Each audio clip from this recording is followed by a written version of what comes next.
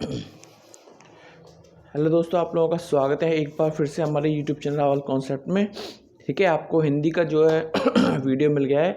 Starting में उसकी auto focus में थोड़ी सी परेशानी आ रही है, मैनेज कर लेना।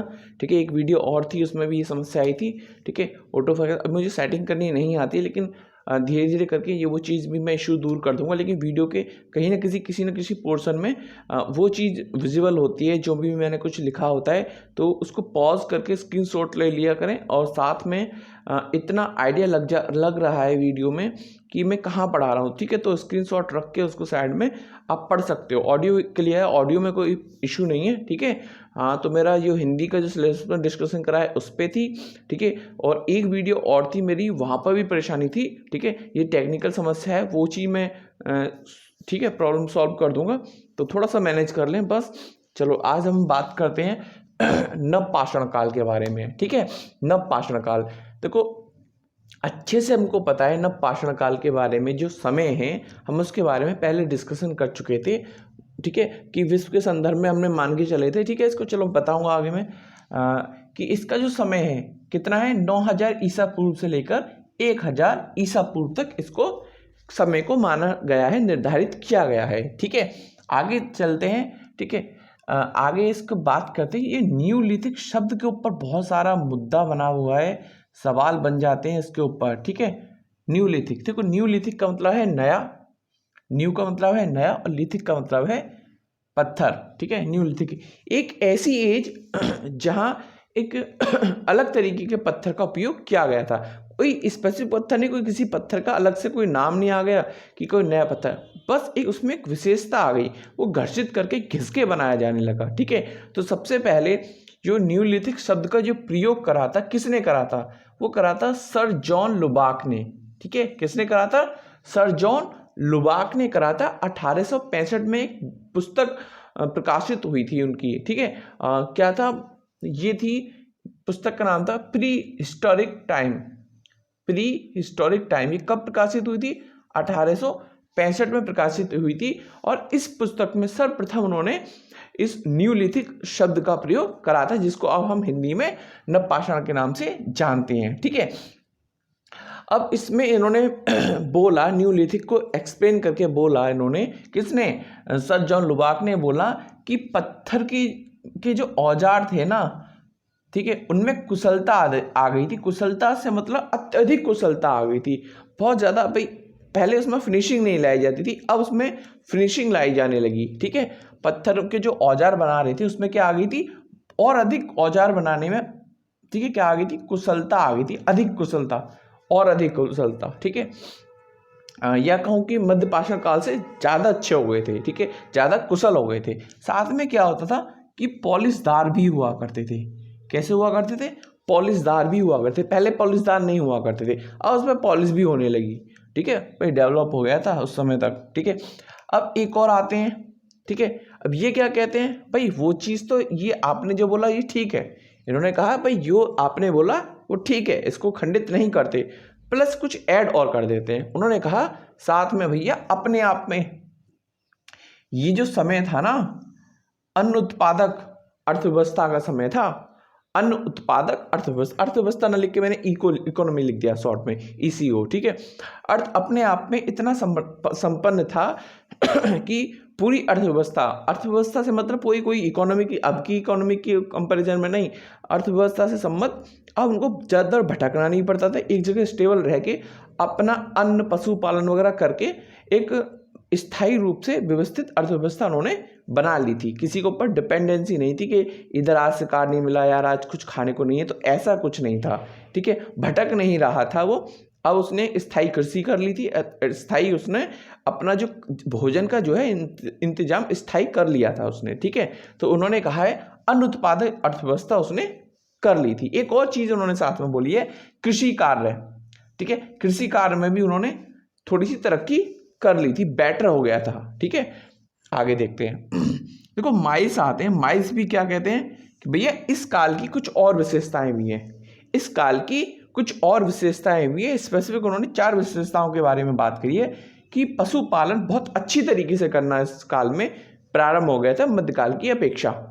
ठीक है, मध्यकाल से मतलब मध्यपाषाण काल।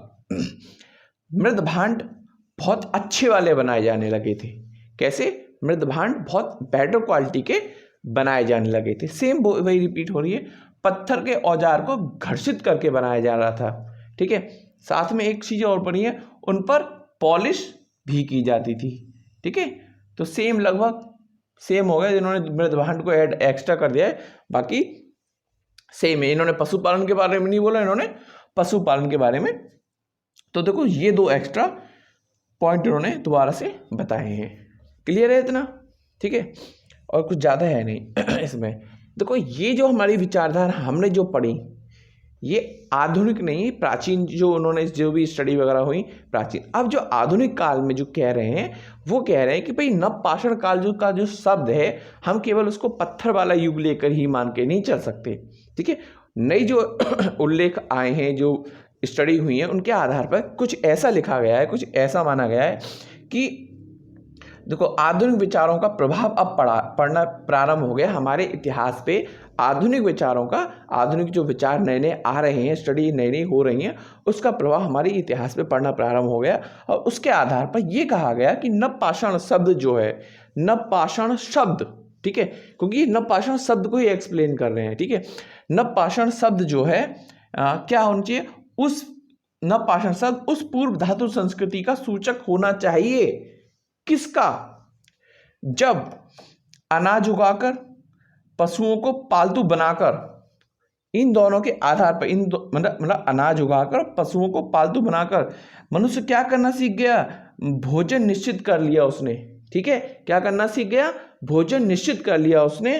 ठीक है, एक स्थान पर टिककर रहना निश्चित कर लिया। मतलब अब इनके आधार पर, इन दोनों के आधार पर, अनाज उगाकर और पशुओं को पालतू बनाकर, जब भाई अनाज उगाएगा एक जगह, तो एक जगह तो स्टेबल उसे रहना ही पड़ेगा, वरना कोई और खा जाएगा चारा। ठीक है, तो जब उसने अनाज उगाना स्टार्ट करा, पशुओं को पालतू बनाना स्टार्ट कर, तो इफेक्ट जो असल पड़ा वो ये वाला पड़ा। अनाज उगाकर पशुओं को तो अपने साथ भी ले जा सकता था, लेकिन जब से उसने अनाज उगाना प्रारंभ करा, तो उसमें दो चीज़ों में बहुत बड़ा अंतर दिखा। ठीक है, क्या क्या दिखा?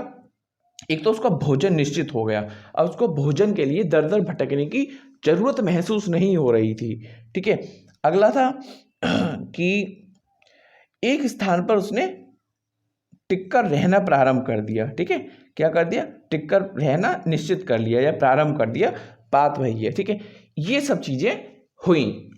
ठीक है, लेकिन अगर पेपर में आता है कि नवपाषाण काल की सर्वप्रमुख विशेषता क्या है, ठीक है, तो भाई देखो, अगर ऑप्शन में जो मैं अभी बताने जा रहा हूँ, अगर वो शब्द ना दिया हो तो ये आपके चलेंगे ही चलेंगे। ठीक है, अगर उसमें इन सब के बावजूद एक शब्द दे दे, ठीक है, घर्षित पत्थर या पॉलिशदार पत्थर, तो विशेष आकर्षण का केंद्र जो था इस युग का, वो वही था। क्या था?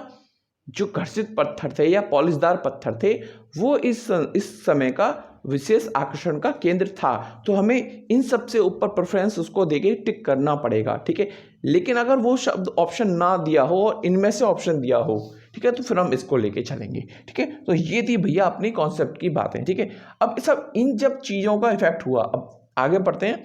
जब इन चीज़ों का, जब ये सब चीज़ें घटनाक्रम हुआ, तो देखो इसका कुछ समाज पर भी प्रभाव पड़ा। ठीक है, देखो क्या हुआ, पूरा कुछ सोसाइटी पर प्रभाव पड़ा। देखो ग्राम समुदायों का अब निर्माण होने लगा। ग्राम समुदाय, अब ग्राम नहीं, ग्रामों के भी समुदाय बनने लगे। ठीक है, ग्राम समुदाय बनना प्रारंभ हो गया। कृषि जो प्रौद्योगिकी थी, ठीक है, कृषि में जो टेक्नोलॉजी थी, औजारों में जो टेक्नोलॉजी थी, उसमें भी बहुत सारे परिवर्तन आने लगे। ठीक है, तो उसमें भी स्टार्ट हुई प्रौद्योगिकी, कृषि प्रौद्योगिकी स्टार्ट हो गई। ठीक है, बदलाव होने लगे, तो वही प्रौद्योगिकी स्टार्ट हो गई। ठीक है, एक देखो कृषि, प्रकृति पर नियंत्रण प्रारंभ हो गया। ठीक है, किस पर? प्रकृति पर, नेचर पर उन्होंने होल्ड करना प्रारंभ कर दिया। मतलब कि नेचर के खिलाफ ना जाकर, ये नहीं कि नेचर को उन्होंने, जिसे अब हो रहा है कि नेचर का बढ़िया करके नियंत्रण करा हुआ है हमने। ठीक है, और फिर नेचर हम पे जो नियंत्रण करता है, तो उसका तो मतलब ही एक अलग हो जाता है। मतलब ये है कि उन्होंने नेचर खुद से कुछ चीज़ों को अपने आप से डेवलप करने लगे वो। ठीक है, आगे देखो, बस ज़्यादा कुछ नहीं है, इतना इसमें पूछेगा भी नहीं। ठीक है, और दोहन स्टार्ट हो गया। ठीक है, जब भाई प्रकृति पे हम कंट्रोल करना चाहेंगे, तो भैया जब कंट्रोल तभी तो होता है जब उसका दोहन करेंगे। तो वही तो हम कहना चाह रहे हैं, दोहन का मतलब वही है, सॉरी, नियंत्रण का मतलब वही है, दोहन करना प्रारंभ हो गया। अब देखते हैं खेती पर आधारित कुछ चीज़ें और निकल के आती हैं, खेती पर आधारित कुछ चीज़ें और पढ़ते हैं, जैसे कि नवपाषाणकालीन संस्कृति का प्रारंभिक साक्ष्य। ठीक है, कहाँ से प्राप्त होता है हमें? देखो, नवपाषाणकालीन संस्कृति का प्रारंभिक साक्ष्य, सबसे पहले जो हमें नवपाषाणकालीन संस्कृति थी उसके बारे में हमें सबसे पहले साक्ष्य मिलने कहाँ से प्रारंभ हुए, हमने स्टडी करनी कहाँ से प्रारंभ कर दी। जो सब हमें ये सब हमें इतनी जो जानकारी जो मिलती है कहीं ना कहीं तो हमने स्टडी करी होगी ना। ठीक है, तो हम उसी के बारे में पढ़ना स्टार्ट कर रहे हैं, एक रूप से कह सकते हो स्थानों के बारे में पढ़ना स्टार्ट कर रहे हैं, डिटेल में नहीं, बस एक प्रारंभिक चरण है अभी। ठीक है, तो सबसे पहले अगर ये क्वेश्चन बनता है नवपाषाणकालीन संस्कृति का प्रारंभिक साक्ष्य कहाँ से मिलता है, ठीक है, तो मोटे रूप से बताएंगे हम भारत पाक के पश्चिमोत्तर में, भारत पाक के पश्चिमोत्तर में। ठीक है, और अगर उसके अंदर डेप्थ में जाते हैं तो क्वेटा घाटी में भी लोरालाई नाम के स्थान है। ठीक है, लोरालाई में, ठीक है, क्वेटा घाटी के लोरालाई में, और साथ में ठीक है जोब नदियों की घाटियों में। कहाँ पे? जोब नदियों की घाटियों में। ये दोनों ही स्थल कहाँ पड़ते हैं? ये दोनों ही स्थल भारत पाक क्षेत्र के पश्चिमोत्तर में पड़ते हैं। ठीक है, तो चीज क्लियर हो गई। दोबारा इसको पॉज करके अच्छे से सुन लेना, बहुत इंपॉर्टेंट है ये IMP। ठीक है, अब देखो एक और देखो, नवपाषाणकालीन संस्कृति का प्रारंभिक साक्ष्य हमें एक इस क्षेत्र से मिलता है, एक और जगह से मिलता है, कक्ष मैदान से। ठीक है, कक्षी मैदान से। अब कक्ष के मैदान अपने इधर ही नहीं उधर भी हैं। देखो, कुले गुल मोहम्मद एक स्थानीय आ गया, गुमला राना घुंडई, ठीक है, अंजीरा, और ये क्या है? ये है मुंडीगाक, ठीक है, मुंडीगाक। और अगला और महत्वपूर्ण है मेहरगढ़। ठीक है, तो यहां से भी हमें किसके? नवपाषाणकालीन संस्कृति के कृषि वाले साक्ष्य हमें प्राप्त होना स्टार्ट हो जाते हैं, खेती वाले साक्ष्य में प्रारंभ हो जाते हैं यहाँ से। ठीक है, मिलना कब से लेके कब तक के? 7000 ईसा पूर्व से 5000 ईसा पूर्व तक का साक्ष्य मिलता है यहाँ पे हमें। ठीक है, इसी आधार पर हमने बोला है मेहरगढ़ के बारे में। किसके बारे में? स्टार लगा के याद करने वाला पॉइंट है, मेहरगढ़ के बारे में। जैसे ये स्टार लगा हुआ है ऐसे ही है कि लगभग इसी के आधार पर हमने ये अनुमान लगाया कि 7000 ईसा पूर्व के आसपास जो है यहाँ पे लोगों ने बसना प्रारंभ कर दिया था। ठीक है, अब जब ये सब चीजें हुई, ठीक है, कौन सी वाली? ये शब्द नहीं कि जो नवपाषाण के ऊपर जो विवाद चल रहा है, विवाद नहीं, जो अपने अपने स्टेटमेंट दिए जा रहे हैं, ठीक है, उसके बारे में नहीं, जो ये परिणाम किसके परिणाम स्वरूप हुआ ये बदलाव, ये जो हम आगे पढ़ेंगे, जो ये परिणाम जो आए, तो कुछ जो परिणाम आए वो इसके कारण आए। ठीक है, ये जब चीजें घटित हुई तो कुछ इसके परिणाम भी निकले। ठीक है, वो परिणाम क्या निकले? इन सबके परिणाम स्वरूप नई अवधारणाओं का जन्म हुआ। ठीक है, जब कृषि होने लगी, स्थायी जीवन करने लगे, तो उसका कुछ परिणाम भी हुआ। ठीक है, उसका परिणाम क्या हुआ? देखो, हम कुछ नई नई अवधारणाएं, अब नए नए थॉट्स, नई नई चीज़ों के बारे में हम विश्वास करने लगे, जैसे कि मरने के बाद भी एक जीवन होता है, जैसे कि बोल सकते हैं मरणोपरांत भी जीवन होता है। ठीक है, इसमें हमारी श्रद्धा और विश्वास होने लगा। ठीक है, मृत्यु के बाद पुनर्जन्म होता है, मर जाने के बाद फिर दोबारा जन्म होता है। और एक और था नया एक कि आत्मा का भी देहांत होता है, मतलब आत्मा भी मरती है और मर के नए शरीर को धारण कर लेती है। इस प्रकार की नई नई विचारधाराएं भी इनके मन में आने लगी थी। ठीक है, देखो कुछ चीजें और थी। ठीक है, कुछ चीजें और थी, जैसे कि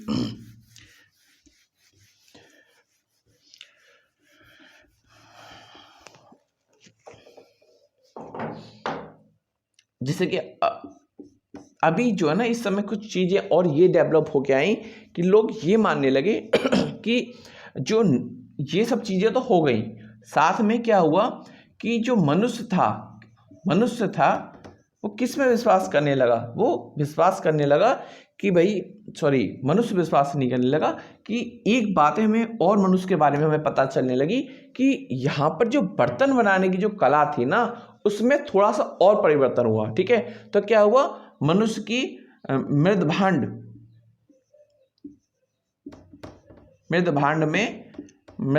की कला में वृद्धि हुई। ठीक है, जो मृदभांड जो बनाते थे नए नए तरीकों से, उसमें क्या हुआ, वृद्धि हुई। साथ में अब मनुष्य केवल ये नहीं है कि बस छाल लपेट लिया ये कुछ, तो कपड़ों में है ना, उसमें भी है। तो अब ये क्या होने लगे, वस्त्र पहनने लगे, वस्त्रों को धारण करना भी इन्होंने क्या कर दिया, प्रारंभ कर दिया। अब ये वस्त्र केवल धारण नहीं, वस्त्र ही नहीं पहने इन्होंने, भाई मॉडिफाई हो गए थे थोड़ा सा। अब इन्होंने क्या करा, इन्होंने रंग वाले वस्त्र पहनने प्रारंभ करे। ठीक है, इसके साक्ष्य मिलते हैं हमें कहां से, भीमबेटका। भीम देखो मैं इस बोर्ड पे ये तो फायदा है, उस पे नहीं था। भीमबेटका की गुफाओं से जो है चित्र मिलते हैं, उसके आधार पर ये सब स्टेटमेंट दिए जा रहे हैं। देखो एक पॉइंट और है, हाँ एक और देखो, एक और अब भारत में है ना, देखो अब थोड़ा सा पशुओं को जो है ना पालतू बनाने की ओर इन्होंने और ज़्यादा ध्यान देना स्टार्ट करा। अब तक जो पालतू बना रहे थे उसमें क्या होने लगा, ये अब जंगली जानवरों को भी पालतू विशेष रूप से बनाने लगे। ठीक है, जंगली जानवरों को भी विशेष रूप से पालतू बनाने लगे, और भारत में गाय, कुत्ता, बिल्ली इत्यादि की अधिक से अधिक मात्रा में पालतू बनाया जाने लगा। देखो लिख लो इसको, भारत में गाय, बिल्ली,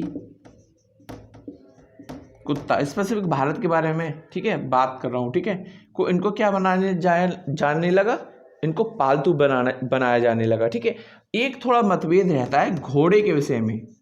ठीक है, घोड़े के विषय में कोई निश्चित नहीं कहता। ठीक है, लेकिन तो इसीलिए डाल देते हैं कि निम्नलिखित में से किस जानवर के विषय में मतभेद है। ठीक है, या तो फिर वो ऐसे फंसा सकते हैं, वो कह सकते हैं कि निम्नलिखित में से किस जानवर को भारत में मुख्यतः पालतू बनाया जाता है, तो उसमें घोड़ा ऑप्शन डाल देगा और नीचे डाल देगा इनमें से कोई नहीं। कुछ तो डालेगा, एक कुछ ऐसे ऑप्शन डालेगा 3 जो बिल्कुल होंगे ही होंगे नहीं। ठीक है, साथ में डालेगा घोड़ा होता है पढ़ा लिखा, मतलब घोड़ा पढ़ा लिखा नहीं होता। घोड़ा हम जब स्टडी करते हैं तो हम उसको घोड़े को बार बार